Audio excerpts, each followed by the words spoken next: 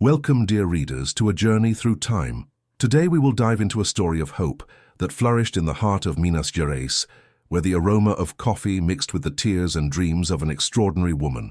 A narrative that teaches us that even in life's cruelest storms, love can find a way to sprout and flourish. Imagine losing everything twice before turning 30. Imagine being kidnapped while pregnant and abandoned in a haunted house.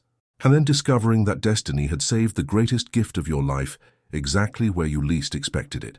This is the story of Maria Candida, a woman who transformed pain into dignity, abandonment into family, and despair into good hope. And you, dear listener, where are you listening to us from? Leave us your city in the comments. We love to know where our story is reaching. Please subscribe to the channel and leave your like so that more people can know this moving story of overcoming and love. Year, 1912. Place, interior of Minas Gerais, land of coffee and great landowners. The steam from the locomotive rose like morning incense along the rails of the Dom Pedro II railroad, while Antonio Santos adjusted the last bolts of the morning. His calloused hands knew every inch of those rails that cut through Juiz de Fora like iron veins pulsing life through the city. At home, his wife Helena delicately embroidered a trousseau for the daughter who grew like a rare flower in the yard of their modest residence. Maria Candida Santos had been born under the sign of determination. At 20 years old, her dark eyes already carried the depth of someone who understood that life demanded more courage than luck. When tuberculosis took her parents in a cruel spring, she learned that orphanhood is a severe but necessary master. Marriage to Manuel Pereira came like rain on dry earth, not for love, but out of necessity. He, an experienced overseer of a coffee plantation, 12 years older, offered protection and shelter. She, an educated and skilled young woman, brought the promise of dignified companionship for his years of solitude. 4 years passed, like pages of a book written in silences. Manuel was a just man but distant. Maria Candida learned to find beauty in small gestures, coffee shared at dawn, conversations about the harvest, mutual respect that grew slowly, like coffee plants in the drying yards. But destiny, that implacable writer, was preparing a new twist. Malaria, inseparable companion of humid lands, called Manuel to a journey without return, leaving Maria Candida orphaned once again, this time of purpose. Widowhood came without inheritance, only with the certainty that she would need to start over. At 24, Maria Candida wrapped her few belongings in a bundle of light fabric, not knowing that destiny was preparing her for a story that would echo through time as an example of resistance and hope. What could a twice-widowed woman still expect from life? Doña Adelaida's house in Juiz de Fora smelled of lavender and unfulfilled promises. As a governess, Maria Candida found not only sustenance but also purpose. Teaching the 3 daughters of the wealthy fabric merchant brought her a joy she hadn't felt in a long time, that of being necessary not by obligation, but by competence. The 2 years that followed wove themselves into gentle routines: Portuguese lessons in the morning, embroidery in the afternoon, piano at dusk. Maria Candida flourished in others' education, discovering in herself infinite patience and wisdom she didn't even know she possessed. It was at a feast of Our Lady of Aparecida that destiny decided to smile. Francisco Almeida emerged among the devotees like an unexpected apparition. A cattle administrator from a prosperous ranch, he carried in his eyes the genuine kindness that only men of true character possess. The courtship flourished over 8 months of careful encounters. Francisco was different. His hands were strong, but his gestures delicate. He spoke about books he read in his spare time, dreamed of a family, and looked at Maria Candida as if she were the answer to all the questions he had never known how to formulate. The wedding was an intimate celebration, blessed by the sincerity of feeling. Maria Candida discovered at 26 that true love didn't make noise. It simply existed, like the air we breathe without realizing it. When they discovered they were expecting a child, Francisco hid his gold coins in a can buried under the guava tree in the yard. "For our baby's future," he said, kissing her forehead with infinite tenderness. But destiny, jealous of others' happiness, was preparing its cruelest intervention. On a golden late afternoon like summer's last breath, an enraged bull transformed dreams into nightmares, leaving Maria Candida 7 months pregnant and widowed once again, now carrying within herself the only inheritance of the love she had known. How can the heart bear so much farewell? The eviction came in 10 days, a cruel deadline established by Colonel Godofredo. Maria Candida, with her prominent belly and broken heart, was arranging her meager belongings when a sinister shadow appeared at the door. Benedicta Almeida, Francisco's envious sister-in-law, accompanied by 2 threatening-looking men. "Where are the gold coins?" Benedicta's cutting voice echoed through the empty house like a sharp blade. Maria Candida, even in her vulnerability, maintained the dignity that characterized her. She didn't know of the treasure's existence. Francisco had died before revealing the hiding place. The storm forming in the sky reflected the one brewing in that woman's soul. Benedicta, consumed by greed, ordered the henchmen to take Maria Candida away. Rain began to fall in thick, urgent drops when the cart departed, taking with it not just a pregnant woman, but all the dreams she still dared to nurture. The old muleteer's house emerged from the mist like a ghost from the past. Its stone walls had witnessed stories of travelers and merchants, but never a tragedy like the one unfolding. They abandoned Maria Candida there, pregnant and alone, with only a can of water and a few handfuls of cornflour. 8 days, 8 eternities stretched before her like an endless desert. Nights brought ghostly noises from the forest, distant howls that chilled the blood, footsteps that could be from wild animals or fruits of her tormented imagination. Maria Candida prayed, sewed baby clothes from scraps of her own skirt, and talked to the creature in her womb as if it were her only companion in the world. The mountain cold penetrated through the cracks of the old construction, but nothing was more frigid than the solitude that enveloped her. Still, something within her, perhaps the ancestral strength of Minas Gerais women, perhaps love for the creature she carried, kept the flame of hope burning. On the 8th morning, when the sun timidly rose through the heavy clouds, the sound of horses approached the abandoned house. Maria Candida, weak but still proud, prepared to face whatever destiny would bring her. Would that be the end of her journey, or a new beginning disguised as a miracle? Colonel José Antonio Medeiros rode through his lands on a morning that promised surprises. At 48, he was a man of noble bearing and generous heart, respected throughout the region as a just landowner and benefactor of the needy. The Good Hope Ranch was his pride. His lands stretched for leagues of prosperous coffee plantations and verdant pastures. When he spotted smoke coming from the old muleteer's house, abandoned property on his lands, his first impulse was to investigate possible trespassers. Nothing prepared him for what he would find: a pregnant woman of dignified appearance, despite visible suffering, sitting in a worn straw chair, serenely sewing a baby garment. Maria Candida raised her eyes upon hearing footsteps and found a man with a kind gaze, hat in his hands as a sign of respect. There was no fear in those dark eyes that looked at him, only a resignation that deeply touched his heart. "Madam, allow me to introduce myself. I am José Antonio Medeiros, owner of these lands. May I know how you came to be here?" The colonel's soft and respectful voice brought forth the tears Maria Candida had held back during 8 days of resistance. Between contained sobs, she narrated her story. Widowhood, abandonment, kidnapping by her greedy sister-in-law. José Antonio, moved by this woman's courage, made a decision that would change both their lives. "Madam, I will not allow you to remain another instant in this situation. Come with me to Good Hope Ranch. Doña Generosa, our cook and midwife, will care for your health and the baby you're expecting." The journey to the main house was made in respectful silence. Maria Candida, mounted on a gentle mare, observed the prosperous lands stretching before her.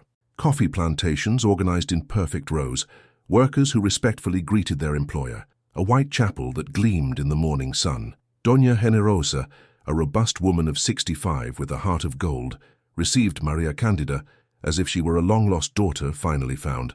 "My lady, may the Lord be praised for bringing you safely. We are going to take good care of you and this child." Dr. Sebastian, the region's doctor, examined Maria Candida with paternal care. "The baby is strong, madam. With adequate care and rest, both you and the child will recover fully." While Maria Candida rested for the first time in days, José Antonio walked through the corridors of his house, thoughtful. Something about that woman, her dignity in the face of suffering, her silent courage, had touched a deep chord in his confirmed bachelor's heart. 3 days later, while having tea on the veranda overlooking the coffee plantation, José Antonio made a proposal that would echo through the years. "Señora Maria Candida, allow me to offer you my protection through marriage. It would be a union of mutual respect, to give legitimacy to your child and honor to your name. Could a marriage of convenience transform into the greatest love of their lives? The chapel of Good Hope Ranch had never witnessed such a singular ceremony. On a Thursday blessed by golden sun and gentle breeze, Maria Candida Santos was marrying for the third time, but this time by choice and not necessity. The white dress, borrowed from one of José Antonio's cousins, had been carefully adjusted by Doña Generosa to accommodate her already prominent belly. There was no veil, but rather a crown of wildflowers that José Antonio had personally picked at dawn, jasmines, daisies, and wild roses that perfumed the air with delicate promises. Father Domingo, an old acquaintance of the Medeiros family, conducted the ceremony with respectful solemnity. The words echoed through the simple but welcoming chapel. José Antonio Medeiros, do you accept Maria Candida as your wife, to respect and protect her according to God's commandments? I do.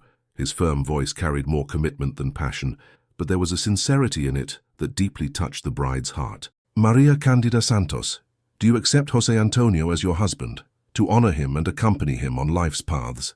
I do, she responded with the same dignity that characterized her, knowing that this yes was not merely a word, but a pact of survival and hope. The few guests present, Doña Generosa, Dr. Sebastian, some ranch workers, and the sacristan, witnessed not just a wedding, but an act of courage and compassion that defied the social conventions of the time. The region's traditional families didn't spare criticism. José Antonio married a woman pregnant by her dead husband, they whispered in social circles. What a scandal for the Medeiros, they commented at Sunday masses. But within Good Hope Ranch, an atmosphere of mutual respect and genuine care was created. José Antonio had prepared a special room for Maria Candida, spacious, airy, with a view of the rose garden his mother had cultivated years before. The agreement was clear, a Christian marriage but platonic, based on protection and dignity. Maria Candida, now Señora Medeiros, found herself mistress of one of the region's largest properties, not through conquest or inheritance, but through an act of kindness that left her simultaneously grateful and apprehensive. How to repay such generosity? How to prove herself worthy of the trust placed in her? The weeks that followed brought a gentle routine of mutual discoveries. José Antonio revealed himself to be a cultured man, voracious reader, of intelligent conversation and sensitive heart. Maria Candida, for her part, showed herself to be a competent administrator, taking interest in household management and workers' conditions. There was born without haste or pressure a deep friendship that would be the foundation of something much greater. When would gratitude begin to transform into something deeper and more dangerous? December's dawn arrived cold and pregnant with promises. Maria Candida awoke with the first contractions, when the world still slept in silence. Doña Generosa, an experienced midwife who had already brought more than 50 babies into the world, took command of the situation with the serenity of one who knows the sacred mysteries of birth. José Antonio paced nervously through the hallway, behaving as if he were truly the child's father. Dr. Sebastian had arrived before dawn, bringing with him sterilized instruments and reassuring words. My lady, breathe deeply and trust. This girl wants to come into the world with strength, murmured Doña Generosa, firmly holding Maria Candida's hands.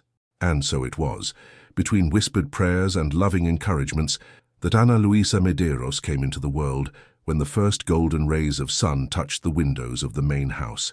Small but perfect, with her mother's dark eyes and a will to live that manifested in every vigorous cry, José Antonio entered the room with hesitant steps, as if treading on sacred ground. When Doña Generosa placed the child in his arms, something transformed profoundly in his heart. That girl, daughter of another man, instantly became his daughter of the heart. Ana Luisa Medeiros, he pronounced the name with infinite tenderness. Ana, in honor of my mother, and Luisa, for Maria Candida's grandmother. She will be registered as my legitimate daughter and heir to these lands. Maria Candida, still weak but radiant, watched the scene with tears of gratitude. Seeing that kind man holding her daughter as if she were a precious treasure brought her an emotion that transcended any feeling she had ever experienced. The months that followed completely transformed the dynamics of Good Hope Ranch. The main house, previously silent and melancholic, filled with new life. Ana Luisa grew strong and clever, bringing laughter that echoed through the corridors and awakening in José Antonio a paternity he never knew he desired. Maria Candida, recovered from childbirth, gradually assumed the role of lady of the house with impressive naturalness. She organized domestic services, supervised the education of workers' children, and created an atmosphere of harmony that was reflected in the ranch's prosperity. José Antonio found himself contemplating his wife with growing admiration. The way she rocked Ana Luisa, how she organized the house, how she treated employees with firmness and kindness, everything about her awakened a feeling he didn't yet dare to name. One night, while watching Ana Luisa sleep peacefully in her carved wooden cradle, José Antonio broke the silence. "Maria Candida, you brought light to this house. Ana Luisa and you are the blessings I didn't even know I needed." She smiled softly, not knowing that those words were planting seeds of a love that would grow slowly, but with roots as deep as the coffee plantations that stretched across their lands. How long would it take for two careful hearts to recognize that destiny had united them not just for protection, but for love? Miguel Almeida's arrival on a sunny March afternoon brought with it the aroma of justice that had been delayed, but had arrived. Francisco's distant cousin, Miguel, was a prosperous merchant from Belo Horizonte who had learned of the tragedy that had befallen Maria Candida through letters circulating among the family. José Antonio received him on the main veranda of the main house, while Maria Candida, with Ana Luisa in her arms, approached with respectful curiosity. Miguel carried a worn leather briefcase that held precious documents. "Señora Maria Candida," he said with reverence, removing his hat, "I bring you news about the inheritance that belongs to you by right." Francisco's handwritten will, drafted just days before his death, was clear as spring water. All the gold coins buried under the guava tree were destined for his wife and the child they were expecting. Miguel had managed to locate the hiding place through information Francisco had entrusted to him in a letter and had discovered something disturbing. "Benedicta Almeida found the treasure, Señora. She sold the coins in Ouro Preto for a third of their real value. I have here proof of the transaction and witnesses who saw her spending new money on fabrics and jewelry immediately after your disappearance." The revelation fell upon the veranda like sudden summer rain. Maria Candida remained silent, processing not only the confirmation of betrayal, but also the magnitude of the injustice she had suffered. José Antonio, indignant, clenched his fists. "That woman will be forced to restore every penny," he declared with a firm voice. "I will not allow such a crime to remain unpunished on our lands." Miguel smiled with satisfaction. "Colonel José Antonio, I have already anticipated this. Benedicta is being prosecuted by the judge of Belo Horizonte. She will have to return the equivalent value in mil reis or face prison." Justice, though delayed, brought Maria Candida a sense of relief that transcended the material aspect. It wasn't just about money, it was about validation that her version of the story was true, that she had been neither crazy nor lying. Weeks later, when Miguel returned with a thick envelope containing the restitution, Maria Candida made a decision that would define not only her future, but the legacy of her passage through those lands. "José Antonio," she said to him on a golden afternoon, while they watched Ana Luisa playing in the garden, "I want to use this money to build a new chapel and a school for the workers' children. I don't need wealth to be happy, I need purpose." José Antonio looked at his wife with admiration that bordered on veneration. At that moment, he realized he had married not just a dignified woman, but a truly noble soul. "We'll do that together," he responded, and there was something new in his voice, a tone of partnership that went beyond the initial agreement of protection and respect. While they planned the construction details, both felt that something fundamental was changing between them. The marriage of convenience was beginning to transform into something that neither dared yet to name, but that pulsed between them like a silent promise of true love. Would that be the moment when gratitude would finally transform into passion? 18 months had passed since the wedding, when love finally dared to show its face.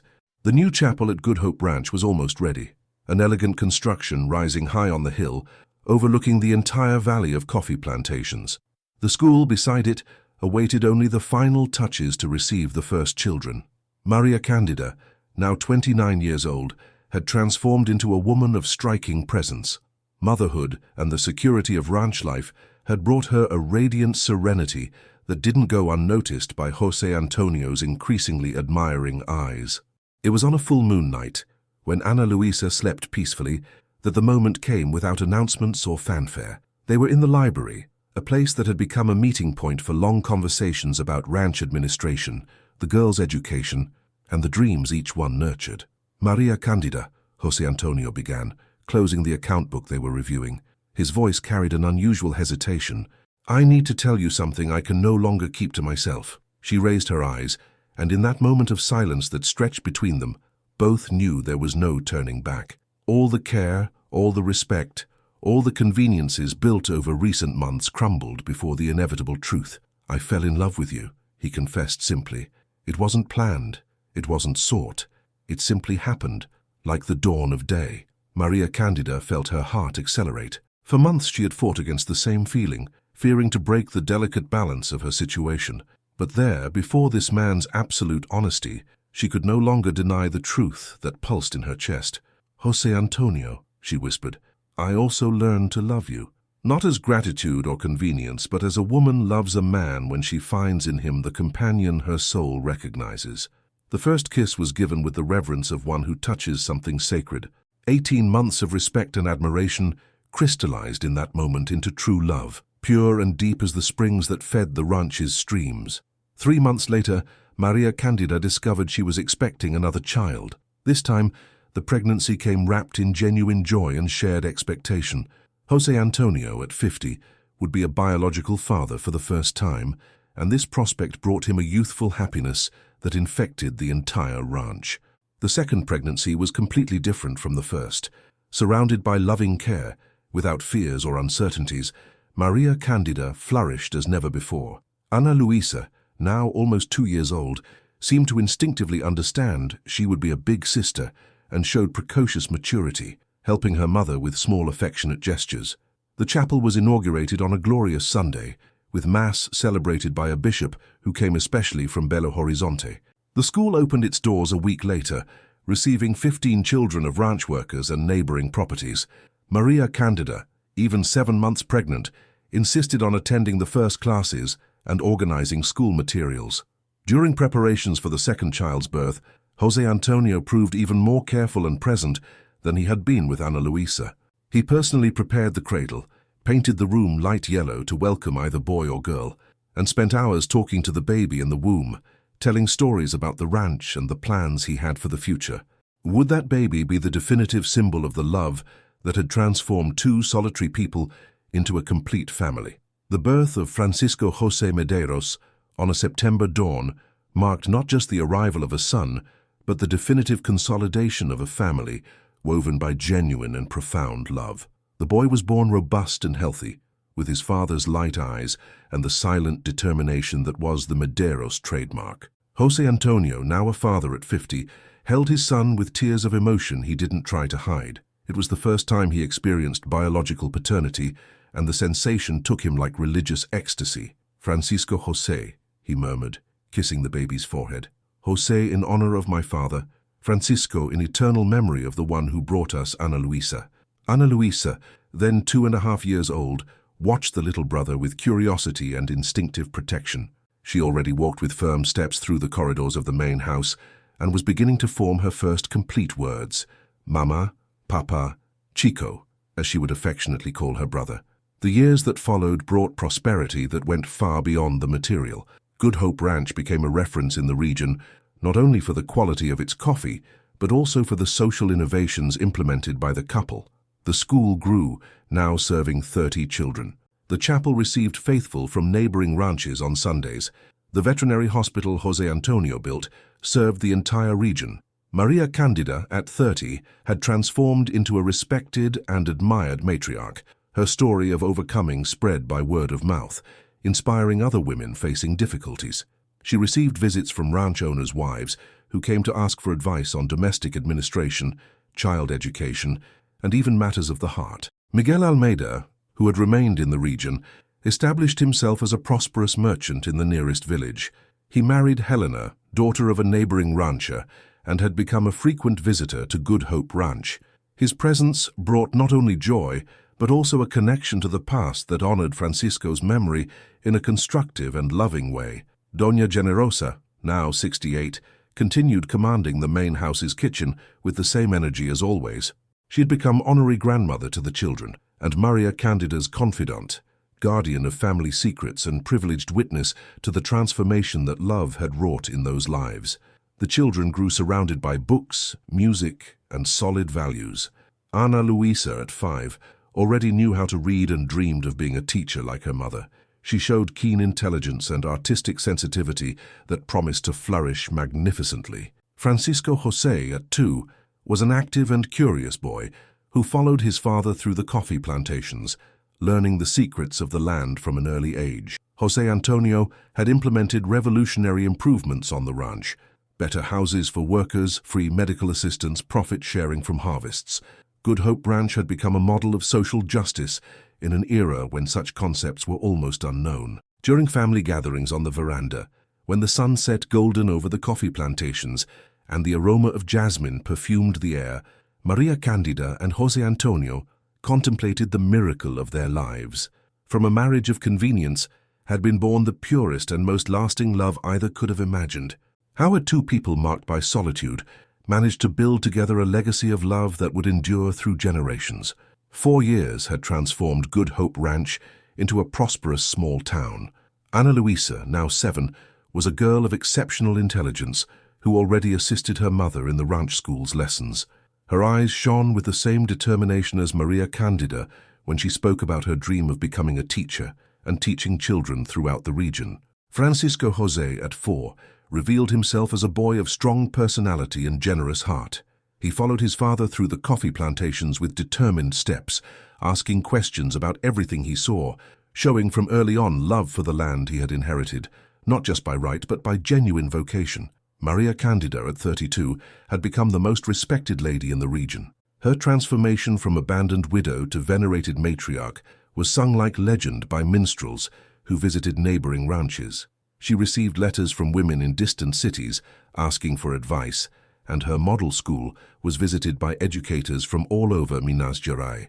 José Antonio, at 54, had blossomed into a paternity and conjugal life that had brought new youth to his spirit. The silver hair that was beginning to appear was compensated by the renewed brightness in his eyes and the energy of a man who had found his highest purpose in building a solid family legacy. On a golden autumn afternoon, while watching the children play in the garden Maria Candida had cultivated with so much love, the couple reflected on the extraordinary journey that had brought them there. "Do you remember," said José Antonio, gently taking his wife's hand, "the day I found you in that abandoned house? I thought I was helping someone in danger, but actually it was I who needed to be saved." Maria Candida smiled with the serenity of one who had learned to value each moment of happiness. "I thought my story had ended when they abandoned me pregnant in that haunted house.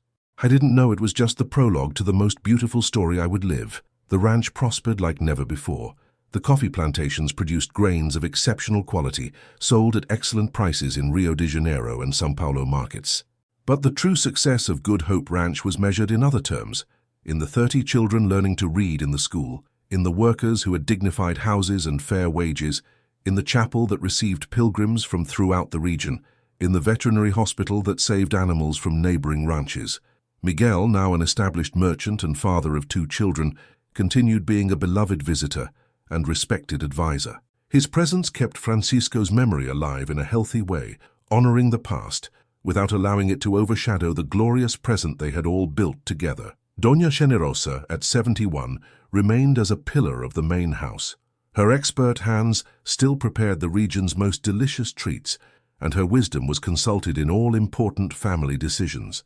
She had become the unofficial chronicler of the ranch's history, keeping every detail of the transformation she had witnessed.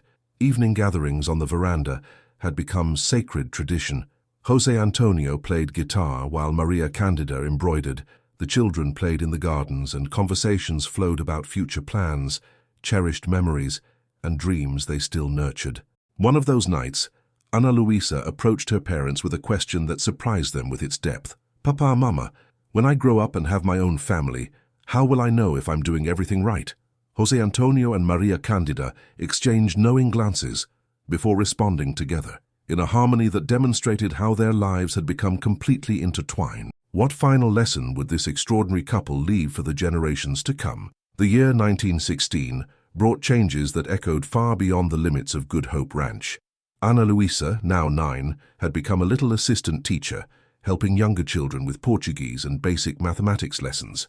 Her pedagogical vocation flourished naturally, and Maria Candida watched with maternal pride as her daughter developed the patience and dedication necessary for education. Francisco José, at 6, showed himself to be a boy of striking personality and generous heart. He accompanied his father on morning rounds through the coffee plantations, learning the secrets of the earth with an adult's seriousness.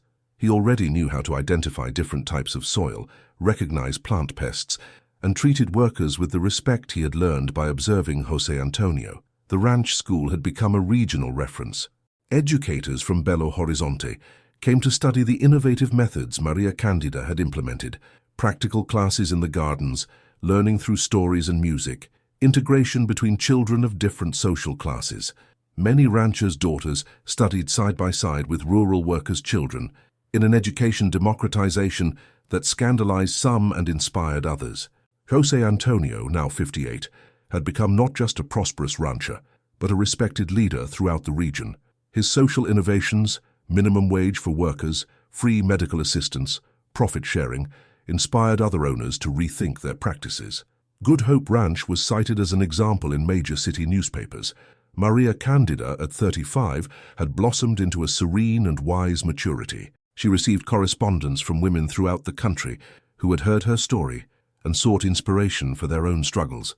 Some traveled for weeks to meet her personally, and she always received them with the gentleness and wisdom that had become her trademark. Miguel continued prospering as a merchant and had become not just a family friend, but a true uncle to the children. His own children spent seasons at the ranch, creating fraternal bonds with Ana Luisa and Francisco José that would last throughout their lives.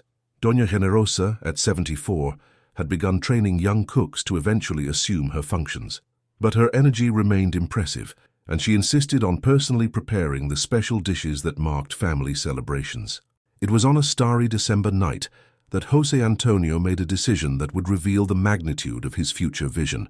He called Maria Candida for a private conversation in the library, the place where they had confessed their love years before. "My dear," he began, taking her hands with tenderness, "I've been thinking about the legacy we'll leave our children. I'm not just talking about lands or money, but values and purposes." Maria Candida listened attentively, recognizing in her husband's tone the seriousness he employed when dealing with the most important matters. "I want to create a foundation," he continued, "an organization that perpetuates the work we began here: education for poor children, assistance for widowed women, support for rural workers. May Good Hope Ranch become a permanent symbol of justice and love." Tears of emotion shone in Maria Candida's eyes. Once again, that extraordinary man surprised her with his ability to see beyond the present and think of the common good. "José Antonio," she responded with an emotional voice, "you always knew how to transform our pain into blessings for others. Yes, let's create that foundation. May our story inspire other families to choose love over selfishness." While they planned the details of the foundation that would change lives throughout the region, both knew they were planting seeds of transformation that would flourish far beyond their own lives. How could two people who had suffered so much manage to transform their happiness into a source of hope for an entire region? The year 1918 marked the 10th anniversary of transformations at Good Hope Ranch.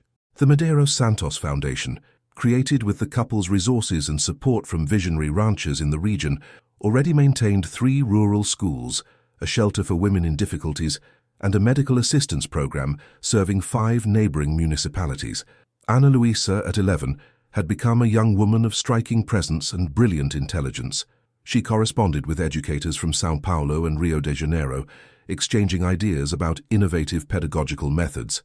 Her notebooks overflowed with plans to expand rural education, and José Antonio used to joke that she would be the first woman to run a university in Brazil. Francisco José, at 8, showed equal brilliance in different areas. He knew every inch of the ranch, knew the names of all workers and their families, and was developing a cattle breeding project that impressed specialists from the capital. His combination of practical intelligence and social sensitivity promised to make him an exceptional leader. Maria Candida, at 37, had become an almost legendary figure in the region. Her biography, written by a journalist from Belo Horizonte, circulated throughout the country as an example of overcoming and dignity, but she remained the same simple and accessible woman, dedicated to her family and the social projects that constantly grew. José Antonio, at 60, enjoyed excellent health and youthful energy. His completely silver hair gave him aristocratic distinction, but his heart remained the same as always, generous, just, and deeply in love with the family he had built with so much love. The ranch had become a pilgrimage destination for couples in difficulties, idealistic educators, and women seeking inspiration to restart their lives. Maria Candida received everyone with the same kindness, offering not just words of encouragement, but practical examples of how to overcome adversities. Miguel, now a prosperous merchant and father of 4 children, continued being a constant and beloved presence. His children and those of the Medeiros couple had grown up like true cousins, creating a network of affection and support that would extend through generations. Doña Generosa, at 77, remained as the unofficial matriarch of the main house. Her stories about Maria Candida's first days at the ranch had become family legends told and retold during evening gatherings. It was during one of those memorable nights that Ana Luisa asked a question that deeply moved her parents. "Mama, don't you feel nostalgic for the person you were before meeting us?" Maria Candida reflected for a long moment before responding, choosing words that would express the complete truth of her feelings. "My dear daughter," she finally said, "I honor the woman I was because she had the courage to survive until finding you. But I don't feel nostalgic for her because I discovered that our true life only begins when we find our purpose. Mine is you, this family, and all the lives we managed to touch with love." José Antonio watched his wife with renewed admiration. Even after a decade of living together, she still surprised him with the depth of her wisdom and the generosity of her heart. Francisco José, always pragmatic, asked, "Papa, when I grow up and take care of the ranch, how will I know if I'm doing things right?" "My son," José Antonio responded with tenderness, "whenever you have doubt about a decision, ask yourself if it will bring more love or more fear to the world. Always choose love even when it's more difficult. That's what your mother taught me, and it's the only compass you'll ever need." While the family retired for the night after that special evening, Maria Candida and José Antonio remained on the veranda, contemplating the stars that shone over their prosperous coffee plantations. Would it be possible for 2 people marked by suffering to create such a lasting legacy of joy? The autumn of 1920 brought with it a discovery that would forever change the family's understanding of their own destiny. Ana Luisa, now 13 with insatiable curiosity, had begun organizing the ranch's old papers as a school project about local history. It was in the dusty attic of the main house that she found a carved wooden box hidden behind old trunks. Inside, letters yellowed by time and documents that revealed a secret kept for decades. "Papa, Mama," she called with a trembling voice, "I need to show you something important." José Antonio and Maria Candida climbed to the attic, intrigued by their daughter's urgency. What Ana Luisa had discovered would leave them speechless. Correspondence between José Antonio's mother, Doña Ana Medeiros, and Maria Candida's grandmother, Doña Luisa Santos. The letters, dated 20 years earlier, revealed that the 2 women had been intimate friends in youth, separated by life's circumstances, but who had maintained secret correspondence for decades. Even more surprising, Doña Ana had always dreamed that her son would find a companion with the qualities she admired in Doña Luisa. "My dear Luisa," said one of the letters, "I pray every day that my José Antonio finds a woman with your generous heart and unshakable dignity. If God permits, perhaps your descendants and mine will meet and complete the cycle of love that we couldn't live." The discovery revealed that the meeting between José Antonio and Maria Candida had not been mere chance, but the fulfillment of a dream cultivated by 2 generations. The women who had preceded them had, in some mysterious way, prepared the ground for the love that flourished at Good Hope Ranch. Maria Candida held the letters with trembling hands, tears flowing freely down her face. "José Antonio," she murmured, "our grandmothers knew. They dreamed of our story before we were even born." José Antonio, deeply moved, embraced his wife and daughter. "Now I understand why I felt from the first moment that you belonged to this house, to this family. It wasn't just my decision. It was the fulfillment of a destiny written long before us." The revelation brought new understanding about all the sufferings Maria Candida had faced. Each loss, each abandonment, each moment of despair had been part of a greater path that led her inevitably to that place, that man, that family. Francisco José, now 10 with precocious maturity, made an observation that deeply touched his parents' hearts. "Does that mean Grandma Anna and Grandma Luisa are watching us from heaven, happy because their dream came true?" "Yes, my son," Maria Candida responded with a voice choked with emotion. "They're seeing that love always finds a way, even when it seems impossible." That night, the family gathered in the ranch chapel for a special prayer of gratitude. Father Domingo, now elderly but still lucid, conducted a moving ceremony where they thanked not only for the blessings received, but for the wisdom of the generations that had preceded them. The discovery of the letters spread through the region like a real fairy tale. People came from far away to meet the family, whose love had been prophesied by their grandmothers, and Good Hope Ranch became an even more powerful symbol of hope and faith in destiny. How would this final revelation forever transform the way they saw their own love story? The year 1922, marking the centennial of Brazil's independence, found Good Hope Ranch at the height of its prosperity and influence. Maria Candida, at 39, had become the most respected matriarch in the region, consulted not only about family matters, but also about social and educational issues affecting all of Minas Gerais. José Antonio, at 64, enjoyed vigorous health and had become an influential political figure, always defending progressive causes like universal education, workers' rights, and dignity for women. His ranch was cited in capital newspapers as a model of social development. Ana Luisa, now 15, had blossomed into a young woman of serene beauty and brilliant intelligence. She had been accepted into the pedagogy course at a renowned normal school in Belo Horizonte, but insisted on spending half her time at the ranch, helping expand the family's educational projects. Francisco José, at 12, showed signs of becoming an exceptional leader. He combined love for the land inherited from his father with his mother's social sensitivity, and was already developing innovative projects to modernize agriculture while maintaining the human values that characterized the ranch. The Medeiros Santos Foundation had expanded to cover 12 municipalities, maintaining 15 rural schools, 3 shelters for women in difficulties, and 2 regional hospitals. The model created by the couple was being replicated in other states, inspiring a new generation of landowners conscious of their social responsibility. Miguel, now a prosperous merchant and father of 6 children, continued being an integral part of the extended family. His children and those of the Medeiros couple had grown up like true brothers, and the bonds created would extend through future generations. Doña Generosa, at 80, remained as guardian of memory and tradition. Her stories about Maria Candida's first days at the ranch had become local legends, and she insisted on personally preparing the special treats that marked important celebrations. On a golden December afternoon, when summer announced itself with the perfume of jasmines and ripe coffee, the family gathered on the main house veranda for what had become a sacred ritual, the gratitude gathering for the ending year. José Antonio, holding Maria Candida's hand while watching their children talk animatedly about their future projects, reflected on the extraordinary journey that had brought them there. "My dear," he said softly, "when I found you in that abandoned house 14 years ago, I thought I was saving a life. I didn't know I was finding my own salvation." Maria Candida smiled with the serenity of one who had learned to value each moment of happiness.